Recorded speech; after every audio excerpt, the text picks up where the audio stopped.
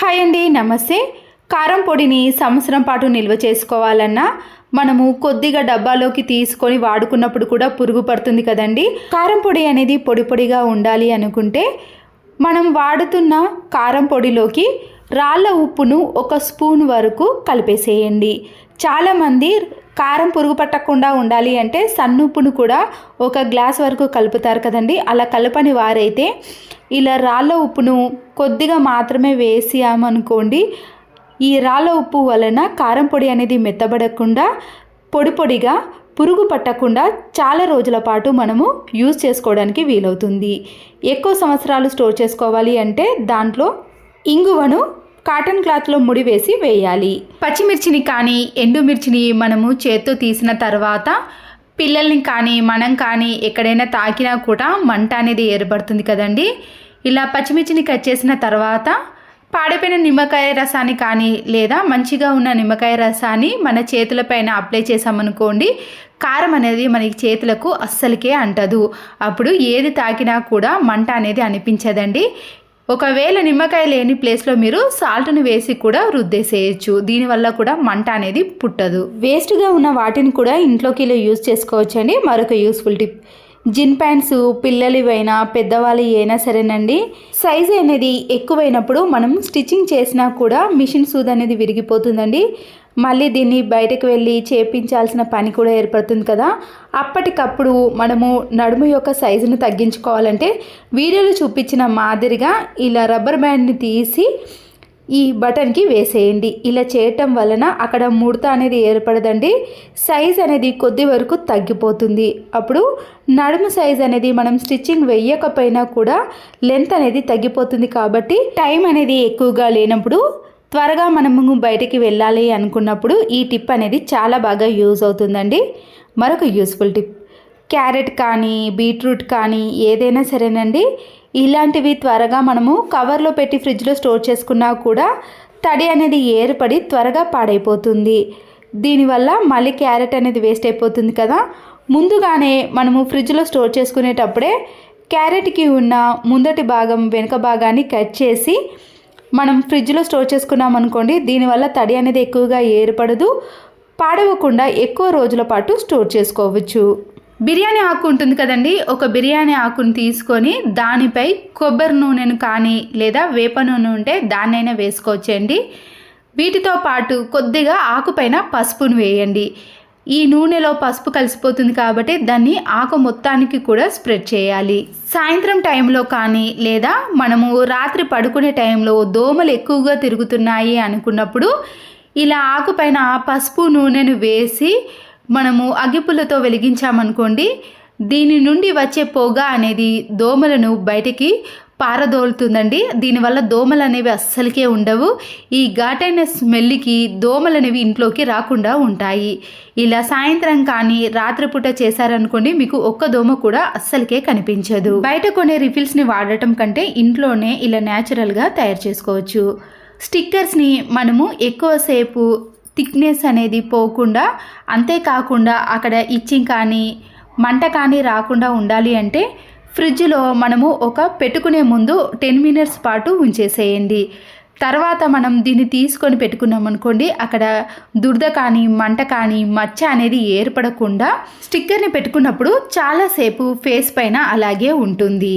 కొన్ని స్టిక్కర్లు అయితే మనం పెట్టుకున్న కొంతసేపటికే పోతుంది కదండి, ఇదైతే అస్సలకే అలా పోకుండా ఉంటుంది. మరొక టిప్, పేపర్లను తీసుకొని ఇలాంటివి బైండింగ్ చేపిస్తాం కదండి, తర్వాత ఈ వైర్ దేనికి పనికిరాదని అనుకుంటాం, కానీ ఈ బైండింగ్ వైర్ని ఈ పేపర్ల నుంచి సపరేట్ చేసిన తర్వాత ఇంట్లో పిల్లలకి కానీ మనకి సంబంధించిన ఇయర్ రింగ్స్, చిన్న చిన్న జ్యువెలర్స్ అన్నీ ఉంటాయండి. ఒకే బాక్స్లో పెట్టుకున్నాం అనుకోండి, అవి చిక్కుబడిపోతాయి. ఇలాంటి చైన్స్ కానీ అన్నిటినీ కూడా మనము ఈజీగా పెట్టుకోవచ్చు. స్పేస్ కూడా చాలా తక్కువగా తీసుకుంటుంది. ఇప్పుడు తీసుకున్న బైండింగ్ వైర్ ఉంది కదండి, మన ఇంట్లో ఉండే హ్యాంగర్లు ఉంటాయి కదండి, స్టీల్ది కానీ ఇలాంటి ప్లాస్టిక్ హ్యాంగర్ని తీసుకొని దానికి కింద వైపున రౌండ్గా చుట్టేసేయండి. వాటన్నిటికీ కూడా ఇలా చైన్స్ని ఒక్కొక్కటిగా వేసామనుకోండి, స్పేస్ కూడా చాలా తక్కువగా తీసుకుంటుంది. అన్నీ ఒకే దగ్గర ఉంటాయి, వెతకాల్సిన పని కూడా లేదండి. వీటికి ఎన్నైనా వేసుకోవచ్చు. చూడడానికి కూడా చాలా నీట్గా ఉంటుందండి. ఇలా కబోర్డ్లో కానీ బీరువాలో కానీ పెట్టేసుకున్నాం అనుకోండి, తీసుకోవడానికి అందుబాటులో ఉంటాయి. ఈ బైండింగ్ వైర్కి ఒక 100 వరకు కూడా చైన్స్ని వేసుకునే వీలు ఉంటుంది. మరొక యూస్ఫుల్ టిప్, అల్లం వెల్లుల్లి పేస్ట్ని మనము మిక్సీలో వేసుకొని రుబ్బుకున్న తర్వాత కలర్ అనేది మారకుండా 2-3 మంత్స్ అయినా ఫ్రెష్గా ఉండాలి అంటే హాఫ్ నిమ్మకాయను ఈ అల్లం వెల్లుల్లి పేస్టులో రసాన్ని వేసేయాలి. వీటిలో ఉండే గింజలను సపరేట్ చేయాలంటే ఇలా ఒక స్పూన్లోకి వేసామనుకోండి ఈజీగా సపరేట్ అవుతాయి. తర్వాత పసుపును కూడా యాడ్ చేసామనుకోండి ఇది మంచి కలర్లో కనబడుతుంది. ఇలా చేసి చూడండి, ఎన్ని రోజులు స్టోర్ చేసుకున్నా కూడా అల్లం వెల్లుల్లి పేస్ట్ యొక్క కలర్ అనేది అస్సలకే మారదు. ఇంట్లో చాలా రకాల కార్డ్బోర్డ్ బాక్సులు కానీ కేక్ బాక్సులు ఉంటాయి కదండి, అవి వేస్ట్ అని పడేసాం. కానీ వీడియోలో చూపించిన మాదిరిగా సైడ్కి ఉన్నవన్నీ కూడా కట్ చేసుకోవాలి. బాక్స్ యొక్క క్యాప్ ఉంటుంది కదండి, దాన్ని కట్ చేసినాక పడేయకుండా ఈ బాక్స్ యొక్క అడుగు భాగాన వేసేయండి, అప్పుడు మందంగా ఉంటుంది. కోల్గేట్ బాక్సులు కానీ సిరప్కి వచ్చిన బాక్సులు కానీ ఏవైనా సరేనండి, ముందుగా ఈ కోల్గేట్ బాక్స్కి సైడ్లో ఉన్నవన్నిటిని కూడా కట్ చేసుకోవాలి. ముందుగా కట్ చేసుకున్న కేక్ బాక్స్ ఉంది కదండి, దానికి దీని లోపట ఎక్కడి వరకు కరెక్ట్గా వస్తుందో అక్కడి వరకు మనము పెన్ మార్క్ చేసుకొని మిగతా వాటన్నిటిని కూడా ఇలాగే కట్ చేసుకోవాలి. అన్నిటినీ కూడా ఇదే సైజులో కట్ చేసుకున్నాం అనుకోండి ఆ బాక్స్లో ఈక్వల్గా వస్తుంది. ఇక్కడ కట్ చేసుకున్నవన్నీ కూడా సమానంగా ఉన్నాయి కదండి, వీటిని ఇలా వెడల్పుగా చేసి ఈ కార్డ్బోర్డ్ బాక్స్లో పెట్టేసేయండి. కోల్గేట్ బాక్స్ నుంచి కరెక్ట్గా 4 వచ్చాయండి, మిగతా తక్కువ పడుతుంది కాబట్టి ఇలా సిరప్ బాక్స్ ఉంది కదా దాన్ని కూడా కట్ చేసుకుంటున్నాను. ఈ కార్డ్బోర్డ్ బాక్స్లో ఇప్పుడు అన్నీ కూడా కరెక్ట్గా ఉన్నాయి కదా, మీరు కావాలంటే వాటికి రెండిటికి మీరు పిన్స్ కూడా వేసుకోవచ్చండి.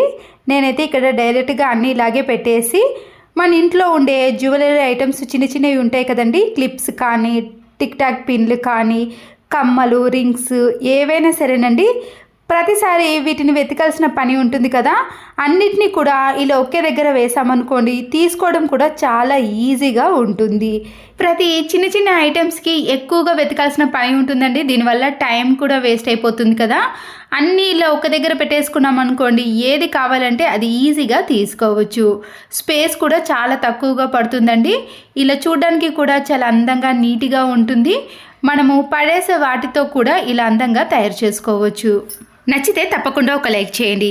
మరొక యూస్ఫుల్ టిప్, టీ కప్స్ తీసుకునే ట్రే ఉంటుంది కదండి, ప్రతిదాన్ని కూడా మనము జ్యూస్ తీసుకున్నా లేదా టీ కానీ కాఫీ కానీ ఏది పెట్టినా కూడా ఈ ట్రేలోనే తీసుకెళ్తాము. ప్రతిసారి దానిపై మరకలు పడి మళ్ళీ క్లీన్ చేయాల్సిన పని ఏర్పడుతుంది.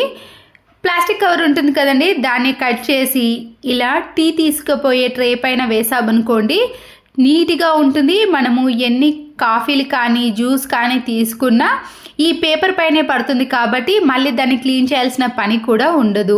ఇలా ప్రతిరోజు వాడే వాళ్ళకి ఈ టిప్ అనేది చాలా బాగా యూజ్ అవుతుంది. కింది వైపున డబుల్ సైడ్ టేపుతో కూడా అతికించుకున్నాం అనుకోండి ఈ కవర్ అనేది అస్సలకే లేవకుండా ఇలా నీట్గా కనబడుతుంది. చిన్నపిల్లలు కానీ లేదా ఏదైనా పిల్లలు ప్రతిసారి డోర్ని క్లోజ్ చేసి లాక్ వేసుకున్నారనుకోండి ఇబ్బంది పడిపోతాం, లేదా గాలికి అటు ఇటు డోర్ కదిలినా కూడా చాలా డిస్టర్బెన్స్గా ఉంటుంది కదండి. అలాంటి వారికైతే ఈ టిప్ అనేది చాలా బాగా యూజ్ అవుతుంది. కొన్ని డోర్స్కి ఇలాంటి లాక్ సిస్టమ్ ఉన్నా కూడా అది లూజ్ అయి పాడైపోయినప్పుడు ఈ టిప్ అనేది యూజ్ అవుతుందండి. ఇలాంటి గరిటెలు ఉంటాయి కదండి, డోర్ కింది భాగాన పెట్టేసామనుకోండి డోర్ అనేది కదలకుండా అలాగే ఉంటుంది. అయితే ఇక్కడ పెట్టిన గరిటె అనేది ఇలా కింది వైపున కాకుండా పై వైపునకు కనబడే విధంగా పెట్టారనుకోండి డోర్ అనేది అస్సలకే కదలదండి. ఎంత పెద్ద గాలి వచ్చినా కూడా కదలకుండా అలాగే ఉంటుంది. పిల్లలు కూడా జరపడానికి అస్సలకే వీలుండదండి. అప్పుడు వాళ్ళు రూమ్లోకి వెళ్ళి డోర్ వేసుకునే ప్రాబ్లం కూడా ఉండదు. బుడిపెలాగా ఉన్న గరిటెను ఇలా డోర్ కింద పెట్టేసామనుకోండి డోర్ జరపడానికి అస్సలకే వీలుండదండి. పిల్లలు కానీ ఎంత పెద్ద గాలి వచ్చినా కానీ డోర్ అనేది జరగకుండా ఉంటుంది. అంతేనండి. ఈ వీడియో నచ్చితే మీరు తప్పకుండా ఒక లైక్ చేసి మీ ఫ్రెండ్స్కి కానీ రిలేటివ్స్కి షేర్ చేయండి. మరో యూస్ఫుల్ వీడియోతో మళ్ళీ కలుద్దాం. Thanks for watching.